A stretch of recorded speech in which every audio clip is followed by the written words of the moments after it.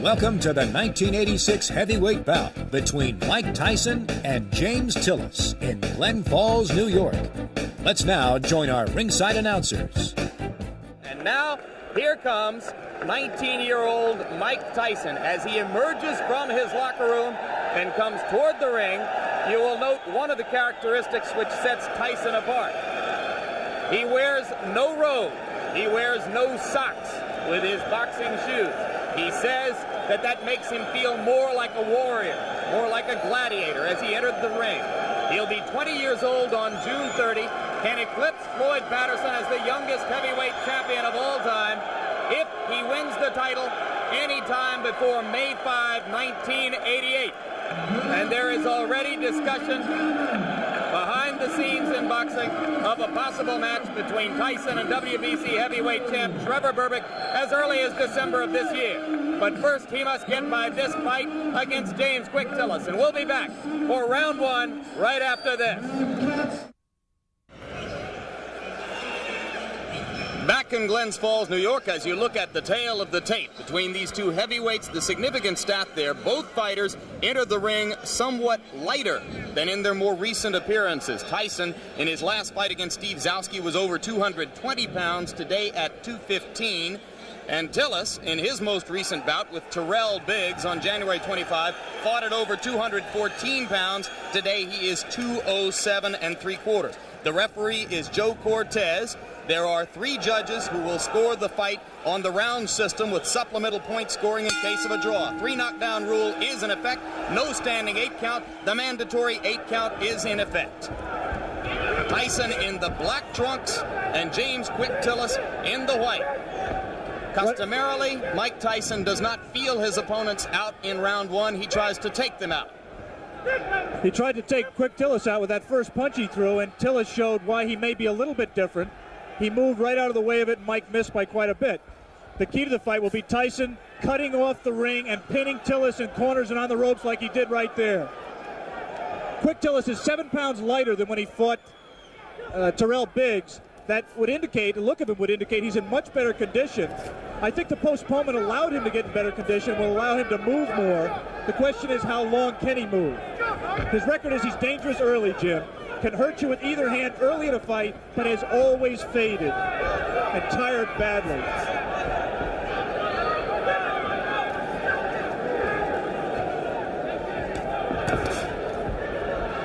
Tillis delivering the left jab and following with the right.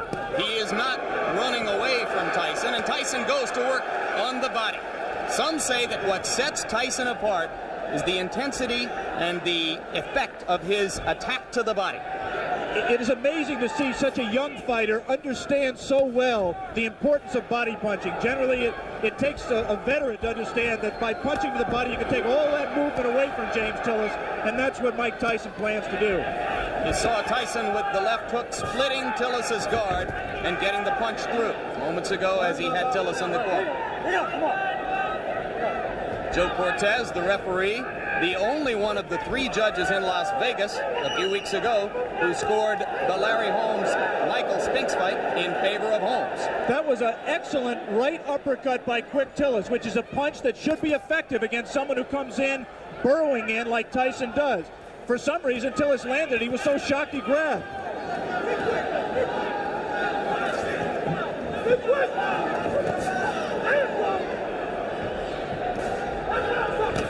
Quick Tillis cannot, in my opinion, win a decision in this fight, Jim. He has to try to take Tyson out while he's fresh. You see that Tillis grabs Tyson behind the head when he ties a fighter up. He customarily does it by tying them up behind the head. That will not deter Tyson from flailing away at the body, as he did right there.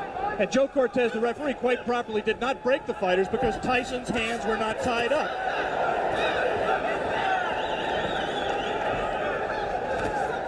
Again, the right uppercut just missed that time by Tillis. Late in round one, a round in which Tillis has not acquitted himself too badly, as he has managed to stay away from Tyson's thunderbolts, although he just took a right hand. We'll be back.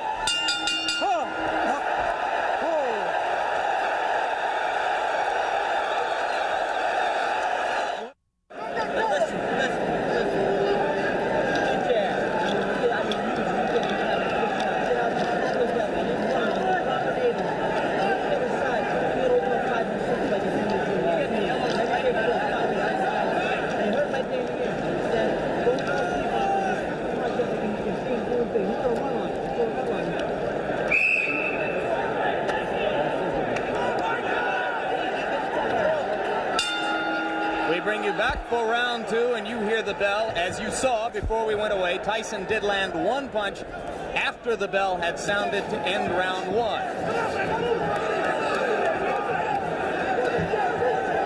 Most people in boxing, if they're looking for a way to beat Mike Tyson, believe it will be done by a fighter who is able to move and punch effectively on the move, as Henry Tillman did in winning 2 fights from Tyson in the Olympic trials as amateurs. All right, bring out clean. Come on. Tyson just landed 2 solid left hands.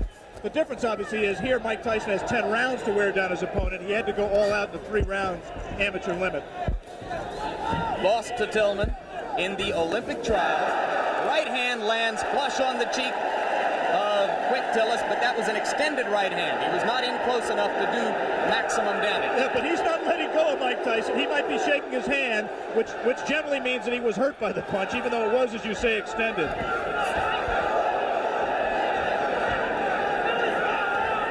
Simply a matter here of Tyson finding the range. He can't be too far outside, but he can't get so close that he allows Tillis to grab him, as Tillis will always do when Mike lets him.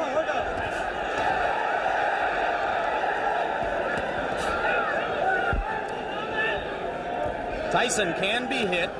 He was openly disappointed with the number of times that Steve Zowski landed on him in his last fight. Any custom auto-trained fighter prides himself on his defense. And Mike really was disappointed that Zowski hit him with some right hands, really silly right hands that he should not have been hit with. It was just a loss of concentration. The right hand by Tillis was blocked there. A jab by Mike Tyson, a rare punch for him in his first 19 fights. A punch that he is smart enough to know that he's going to need if he's going to move up to world-class competition. He's been using it more in training and says we'll see a lot more of it in this fight. He just tried it there until Tillis knocked down 2 of them.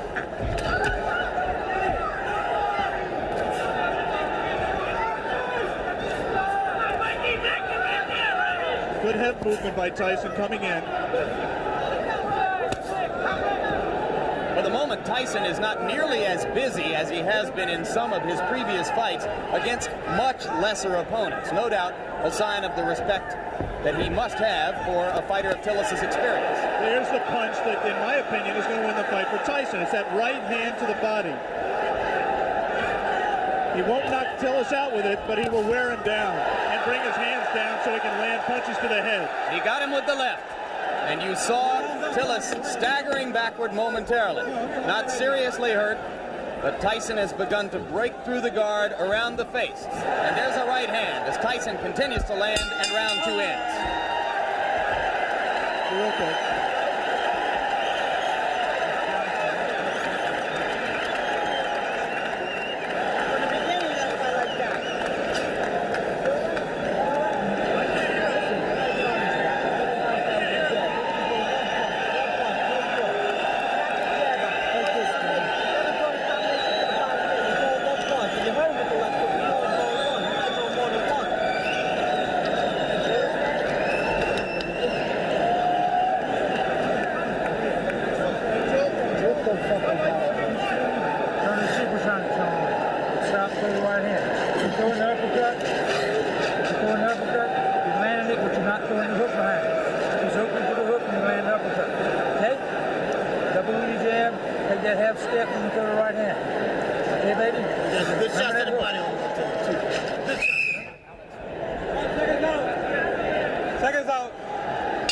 Back in Glens Falls, New York for the beginning of round 3. More than 8,000 people here in the Glens Falls Civic Center, almost all of them rooting for the fighter that Upper New York State thinks of as its own Mike Tyson. Right now, all of the aggression is out of Mike Tyson. He is keeping his distance. He's trying to learn how to box with James Quick Tillis. It is not, or has not been to date, his fight. So if Quick Tillis has done nothing else, at the present time, he's taken Mike Tyson out of his game plan. Tillis tying Tyson's left arm up there. Tillis' trainer and co-manager Bo Williford said that he had been working with him for the last 6 weeks on tying up Tyson's arms. But that time, Tyson got the left hand through again after ducking a Tillis punch. Just one punch for Mike, and that's not typical. He has to put punches together when he gets inside. Keep busy. Outstrength Tillis on the inside and let his hands go. He is being considerably more careful than in his previous 19 appearances. Remember against Jesse Ferguson, look at the hand speed by Tyson. That's one of the things that's astonishing, to see a man of this size and this build with such quick hands. We'd like to alert our local stations along the line that we'll be taking a station break right here at the end of this round, round 3.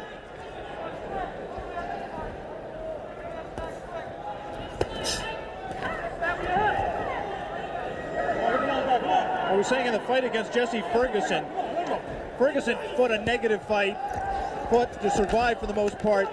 The punch that turned the fight around was a combination, actually, a right to the body and then doubling with it, coming right up the middle. Let him go. Looks to me like Tillis is open for an uppercut up the middle the same way. Come on, get those arms out. Come on, work out of there. This is an important learning experience for Mike Tyson. He's going to have to be able to handle a quick Tillis to get to the top of the even. He is right now. Tillis is making the mistake of trying to trade with Mike Tyson. He should be moving off the ropes. Instead, he got into a little bit of macho there, and quick Tillis is not going to be around long fighting that way. Again, he scores with a right uppercut. Does quick Tillis. Repeatedly, Tillis has scored with the right uppercut. But Tyson is beginning to wear down Tillis' defenses, particularly when he catches him against the ropes and then releases the hands. Round 3 coming to a close, and Mike Tyson warms to the task once again as the round comes to a close. Back with more after this word from our local station.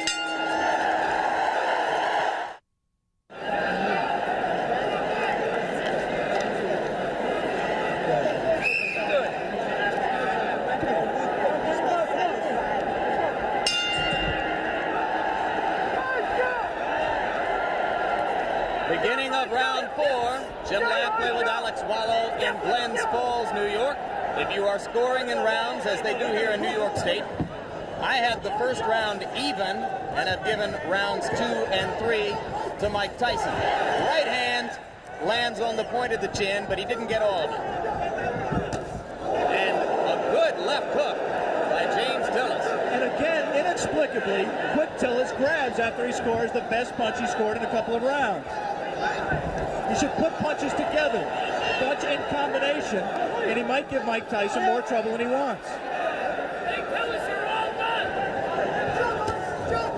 He also can't lunge in with that left hook like that because he's going to get caught. And having felt what Tillis has to offer in the way of the uppercut and that one left hook which scored, Tyson now appears to be a little less shy about stepping up inside. Tillis is landing punches. He's landing hard punches, and interestingly, Mike Tyson is taking them. I mean, he doesn't want to get hit with them, but one of the questions about him, as it is with all developing fighters, is can he take a punch? Quick Tillis has had people like Carl Williams on the deck twice, Greg Page on the deck, Marvis Fraser hurt. He can punch when he's fresh like this. Switches left-handed. Tillis is a converted southpaw. Punches hardest with his left hook. Fought as an amateur. Fought as a southpaw as an amateur. Turned around in the middle of his amateur career.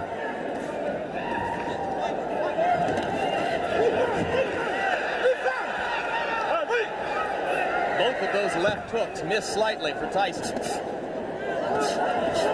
Look how low he gets to duck under those punches. Extraordinary. Tillis could have butted him with his knee there. Right now, Mike Tyson is having problems solving James Quick Tillis. He doesn't really know, the things that work for him normally are not working for him, and he's going to have to go to things that are a little bit more sophisticated. He's going to have to cut the ring off better, and he's going to have to find the range better. He just can't walk inside and let Tillis tie him up like that. Has to let his hands be busier, and at the same time avoid getting hit himself. As for Tillis's chin, you might note that a long time ago in 1981, he went 15 rounds with the very dangerous puncher Mike Weaver, largely by staying away. But on the other hand, he suffered a technical knockout in the first round against Tim Witherspoon 2.5 years ago. You'd have to say that is a fluke, the loss to Witherspoon. Tillis claims he slipped on some water in the corner and was distracted before he got punched. Again, he lunges in, it gets caught! The left hand drops Tillis onto the seat of his pants as round 4 is coming to a close. I'm not so sure that his right foot wasn't stepped on, causing that knockdown. There was definitely a punch, but I believe that Tillis's right foot was stepped on by Tyson at the moment the blow landed. All right, let's stay right here and take one more look at the knockdown. I'm clearly wrong.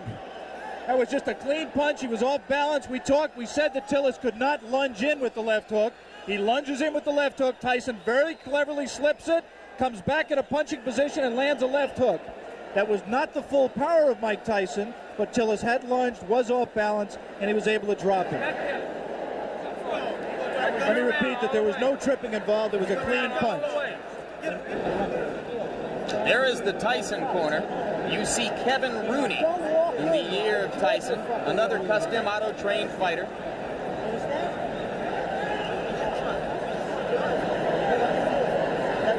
The longest Tyson bout was the fight against Jesse Ferguson. A TKO at 1 minute 19 seconds of the 6th round. Now round 5 begins here in Glens Falls.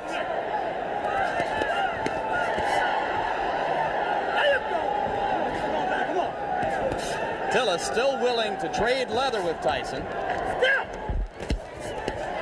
I don't think that was a punch. The knockdown punch was a punch that hurt Quick Tillis. It definitely got his attention, but he wasn't debilitated by it. It's not that was not looking. Did not look to me to be the beginning of the end. He might have learned not to lunge so badly with the left hand, though. And there you see Tyson whacking away to the rib cage with the right hand. Again, Cortez warns Tillis for holding behind the head. Tillis switches briefly to southpaw and goes back. And again, he holds behind the head. Mike Tyson is not doing his job in those clinches. His hands are free, but he isn't using them. Right there's no reason for Mike not to rip punches to the body. We talked about his ability as a body puncher. He has it. He just isn't using it. Watch this side, Reid. Watch this side. Watch this side. All right, bring it up. Let's go. Step back. Tillis turns away for a moment to spit, but so far he does not look hurt, as Alex pointed out. Looks rather fresh. Has had a tendency in the past to tire.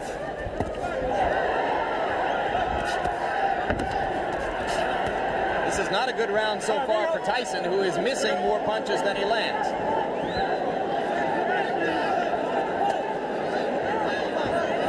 And again, not busy in the clinch. That's frankly astonishing because the opportunity is there for him to do a lot of damage. There, he gave a half-hearted effort at that combination we talked about, the right to the body and the right uppercut, but he didn't land it. He did land punches at the end of the flurry. And that's what he has to do with Tillis. He has to keep punching. He's just letting isolated punches go. Like a single left hook, nothing behind it. He has to punch in combination to be effective. There's a great tendency here to compare Tyson to another young heavyweight, Olympic super heavyweight gold medalist Terrell Biggs. Tillis extended Biggs to the full 8 rounds, where Biggs got the decision, and that was on January 25. 2 good short chopping right hands by Tillis. Tyson waiting for Tillis to open up, and those 2 body punches did get Tillis' attention, and he grabs. Just the grimace on his face alone, I think, indicates that Quick Tillis was hurt by those 2 body punches. And the right hand got through the guard onto the cheek of Tillis, who looks a little the worse for wear now in the last minute of round 5. So after a slow first minute and a half in this round, Mike Tyson has reapplied the pressure. And if he's shown you one thing today, it is that he knows how to close out a round and leave an impression in the minds of the judges. We'll be back right after this.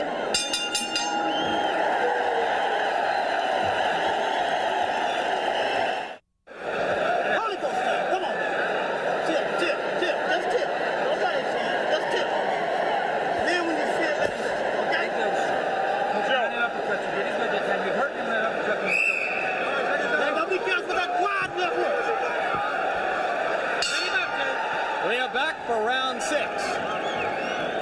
And it's a piece of trivia at best, but now Tillis has an opportunity to go farther with Tyson than any of his previous opponents if he can last past 119 of this round.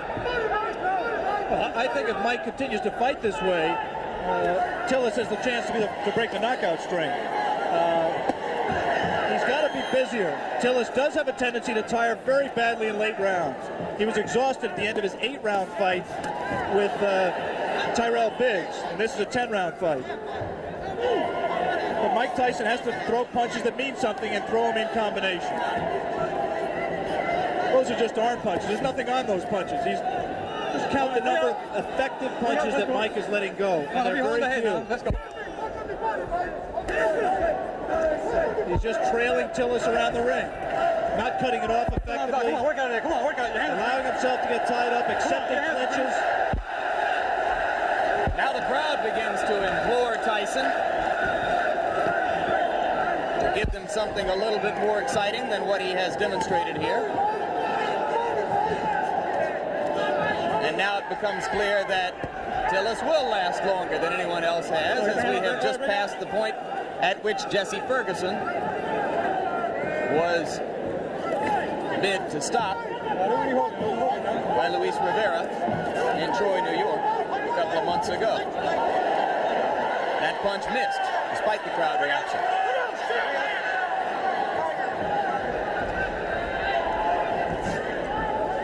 Since we are talking about the possibility of the fight going the distance, scoring at the halfway point,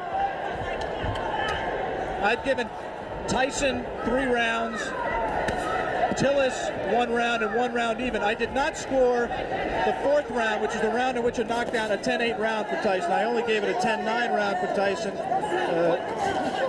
because of the fact that Tillis was dominating the round up to that point. The point system is, of course, supplemental only. The round system stands up unless there is a draw. Personally, Alex, I have it 4-0-1 for Tyson. I've not given Tillis a round. There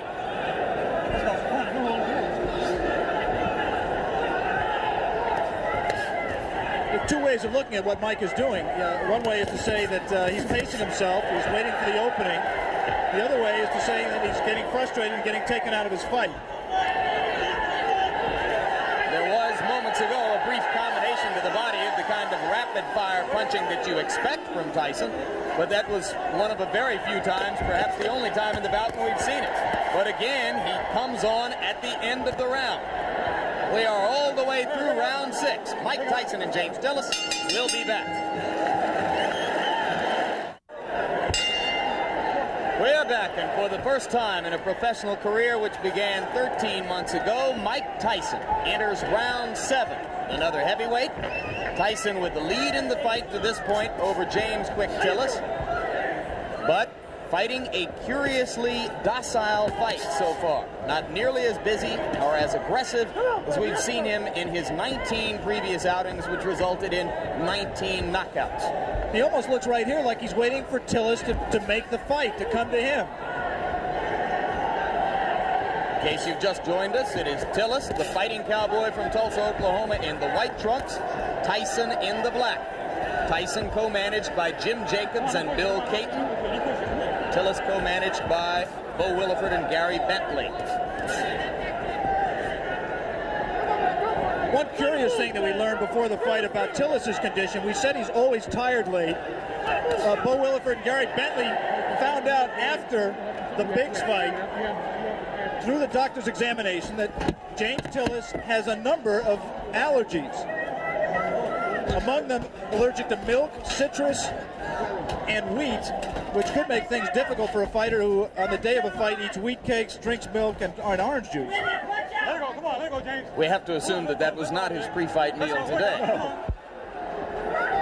He actually was eating mainly cranberry juice. But it has helped his stamina, and I think he also trained harder for this fight. He realizes this fight means everything to him. He has lost 4 of his last 5. And Bo Williford told me last night that if Tillis were to be knocked out today and wanted to continue as a fighter, he would do so without the help of Bo Williford. Yeah, this is career time for James Quick Tillis. Incidentally, if you're not a boxing fan and Tillis looks familiar to him, you may have seen him in the movie The Color Purple, where he had a brief part as Henry Buster Broadnax in the juke joint scenes. Spent 2.5 weeks with Steven Spielberg and crew in Los Angeles, where they called him Dark Gable. There's a right hand by Tyson. And the uppercut.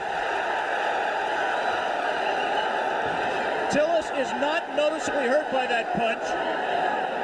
But he's cut. There is blood above his left eye. Exactly right. Mike was a little bit extended with the punch, did not have the proper range for full power. Now he's at the right range, though. He lands something here. This is where he can be effective. Again, not punching at the body when Tillis grabs him behind the head. Tillis landed a left, didn't seem to faze Tyson at all. We will stay here between rounds, as it is Tillis who tries to flurry at the end of round 7, with the blood now seeping out from an apparent cut above the left eye. Bill Nunnery does the cuts for, well, actually, Bo Williford is doing the cut himself right now. Doctor in looking at it. As we look at Tyson's corner, the action is in the opposite corner, right there where they're working on James Quick Tillis' left eye. Let's take a look back at the action from round number 7.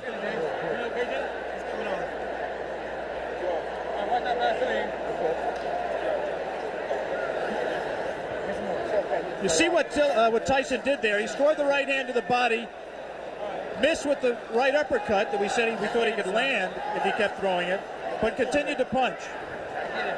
And eventually that will pay dividends. He has to continue to back up Tillis and continue to cut the ring off on him to be able to score effectively. I want to give James Quick Tillis credit. He's been in with a tough young bull, and he's fought harder and stronger really than I've ever seen him fight in his career, including the time he fought for the title. He is showing something that a lot of people have questioned over his career, and that is his heart. He's cut, he's taken some brutal punches, and he is fighting back, moving and still trying to win this fight. One of the greatest trainers in the history of the sport openly questioned Tillis' heart while he was working with him. Angelo Dundee worked with Quick Tillis for the Weaver fight and some subsequent fights. He finally just gave up. He said James had no spirit to fight. Tillis told us in the pre-fight interview that he found that spirit. Didn't know why he'd never had it, but said he found it for this fight. He was going to be a different fighter, and he has been. You cannot question his courage or his commitment today. He has been there from the opening bell. He has not run away as he did 15 rounds against Weaver in 1981.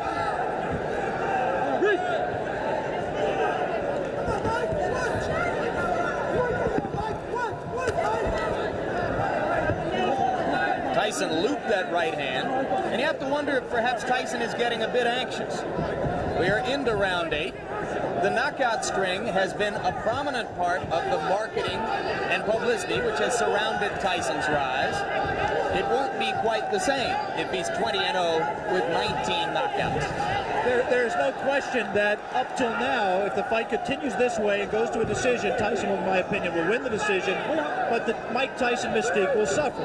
He has not scored a knockout. He has not really hurt Quick Tillis, even though he has knocked him down and cut him. And he's let Tillis stay in the fight when other fighters, such as Tyrell Biggs, really had Tillis out of the fight and in more trouble. In fairness to Tyson, we should repeat, Tillis appears to be in much better condition for this fight. Could that, in fact, Alex, be good for Mike Tyson? Yeah, I think ultimately you're exactly right, Jim. This kind of a fight is absolutely essential to his learning experience. It's obvious for a fighter who punches with as much power and who places as much of his fight plan on power as Tyson does, that any kind of movement cuts down on his power because it doesn't let him set himself as well. It was inevitable that he was going to have to learn how to fight a guy who could move and box. It's good that he's fighting one like Quick Tillis to get that learning experience. And maybe if he has to go to decision to win the fight, then there won't be as many people asking every day, when are you going to fight for the championship of the world? Those same people who are questioning his chin and his ability to go rounds will turn around now, since he's demonstrated that he has not gotten exhausted and he's taken good punches, will now turn around and say, well, he can't punch. Mike Tyson just went left-handed, and that was decidedly left-handed. It's the first time he's been that committed to a left-hand stance since his 4th professional fight. fight.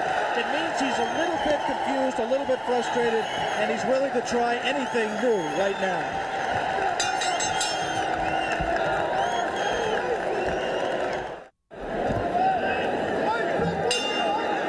We are back in Glens Falls, New York. James Quick Tillis enters round 9 with 19-year-old knockout phenomenon Mike Tyson. And in Tyson's round, or in Tyson's corner between rounds, trainer Kevin Rooney was imploring him to keep punching, not to stop punching, particularly in the clinches. Come on, work on it, guys. Come on. Which is exactly what Mike just did. He was in tight, his hands were free, and he did not punch.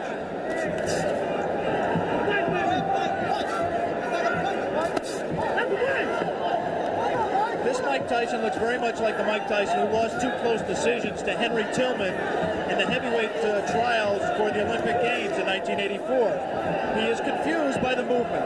The movement does not allow him to hit a stationary target, and therefore he can't set himself as well. We have not seen the evidence of the jab that Mike Tyson said we would see. And Henry Tillman recently scored a first-round knockout over Bash Ali in a cruiserweight fight. Could he be, in his own way, Alex Wallow, progressing at just as impressive a rate as Tyson? Well, Henry Tillman was very impressive winning the North American Boxing Federation cruiserweight title by scoring a sensational first-round knockout over Bash Ali, as you pointed out. It's difficult to judge because, first of all, I haven't seen all of Henry Tillman's fights, and second of all, he hasn't fought in the same division as Mike. He's been fighting as a cruiserweight. There's not as much talent down there. It's difficult to say. I was very impressed with Tillman against Bash Ali.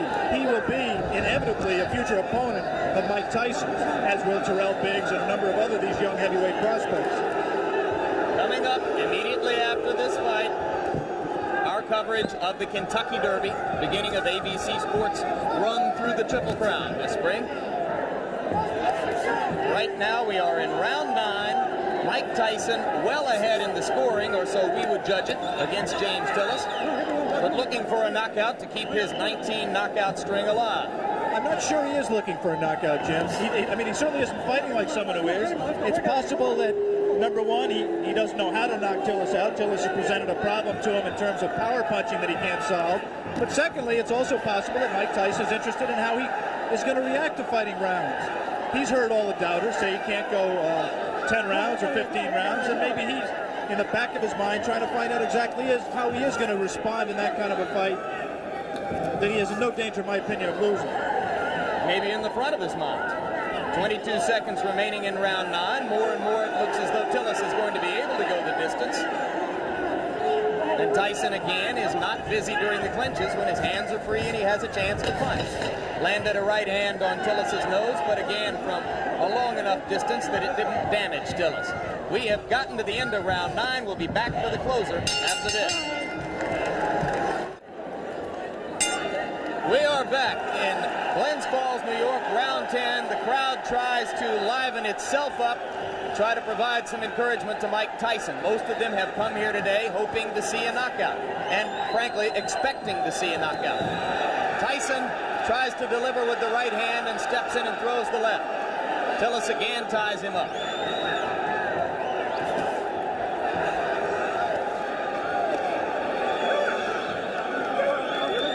James Tillis is still a dangerous fighter. This is the most power and zip he's had in his punches at this late stage in a fight that I can ever remember.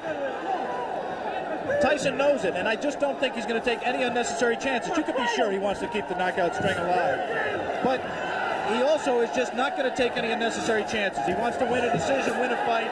He'll be 20-0, still undefeated, and in his mind, I think, still well on his way to a heavyweight championship. But Tillis have revived his career somewhat, even with a loss, if he stands up. Well, this certainly is a respectable showing, and there certainly will be notoriety to the man who broke Mike Tyson's knockout string, especially if Mike resumes the knockout string after this fight. Always difficult to know why a crowd is booing. You can't psychoanalyze 8,000 people. I think it's possible that they're disappointed in Mike's performance. They came here wanting to see him do what he's done in his previous 19 fights, and he doesn't appear at this point to be going all out to satisfy them. Landed the left hand, but Tillis stood right there. Cut is no longer a problem. It has been effectively stopped. Tillis comes straight in.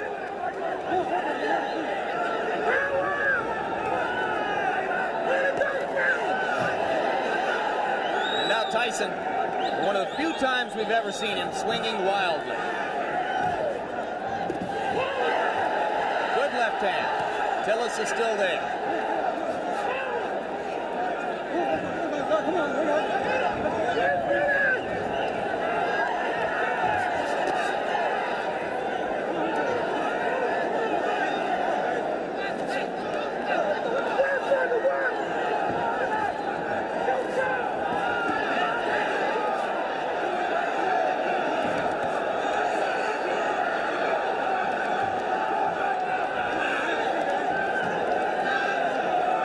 Well, there will be very little doubt about the decision here.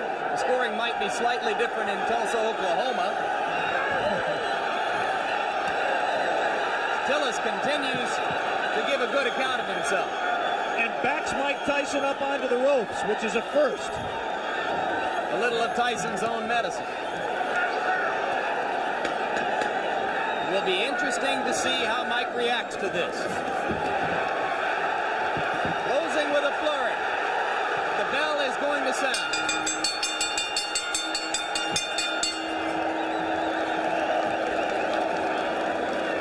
Big smile on the face of Bo Williford as he steps into the ring. I think he's quite proud, win or lose, of James Tillis. All right, now we are back live in Glens Falls, New York, and in the middle of the ring, ring announcer Paul LaFleur with the decision. Ladies and in this gentlemen, here is the official scoring. Judge Bernie Friedkin scores it 6 rounds to 4. Judge Reid scores it 6 rounds to 4. Judge Tony Moret scores it 8 rounds to 2. The winner by winner in this decision and still undefeated, Mike Tyson. So for 19-year-old Mike Tyson, moved the record now to 19, or make it 20 wins, no losses, 19 of them by knockout. I'm Jim Lampley along with Alex Wallow, saying so long for now from Glens Falls, New York.